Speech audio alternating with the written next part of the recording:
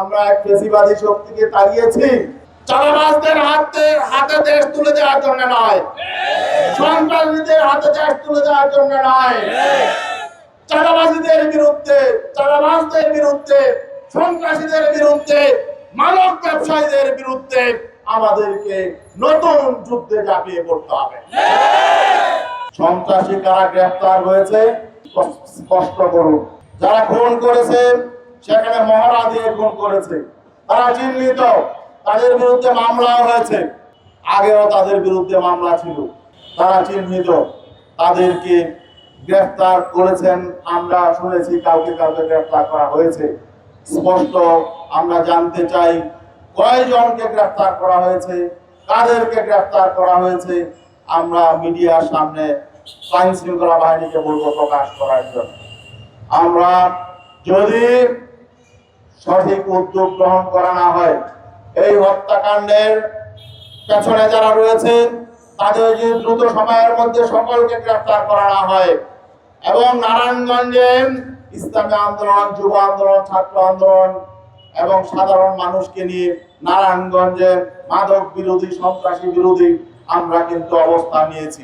আমরা নারায়ণগঞ্জবাসীকে বলবো সন্ত্রাসীদের কোনো দল নেই, তারা যে দলেরই হোক আপনারা প্রতিরোধ গড়ে তুলুন, প্রতিরোধ গড়ে তুলুন। শুধু নারায়ণগঞ্জ নয়, গোটা বাংলাদেশে চাঁদাবাজ এবং সন্ত্রাসের বিরুদ্ধে, চাঁদাবাজীদের বিরুদ্ধে, চাঁদাবাজদের বিরুদ্ধে, সন্ত্রাসীদের বিরুদ্ধে, মাদক ব্যবসায়ীদের বিরুদ্ধে আমাদেরকে নতুন যুদ্ধে ঝাঁপিয়ে পড়তে হবে।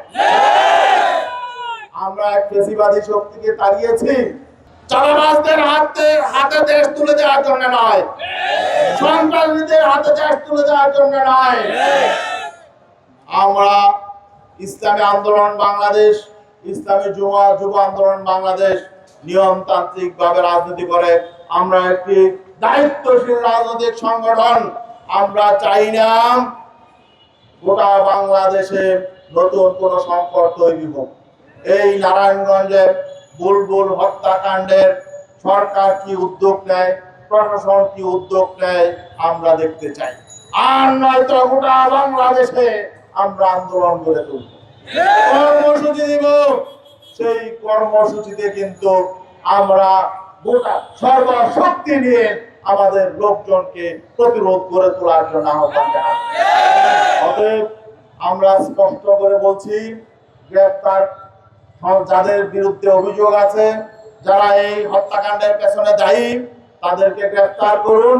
আর গ্রেফতার শুধু লোক দেখানো গ্রেফতার করলে হবে না, গ্রেফতারের পর তাদের যাতে শাস্তি হয়, দ্রুত শাস্তির ব্যবস্থা করুন এবং গোটা বাংলাদেশের সন্ত্রাসীদেরকে নিয়ন্ত্রণ করুন, চাঁদাবাজদেরকে নিয়ন্ত্রণ করুন, সুষ্ঠু পরিবেশ বজায় রাখুন, হয়রানি বন্ধ করুন।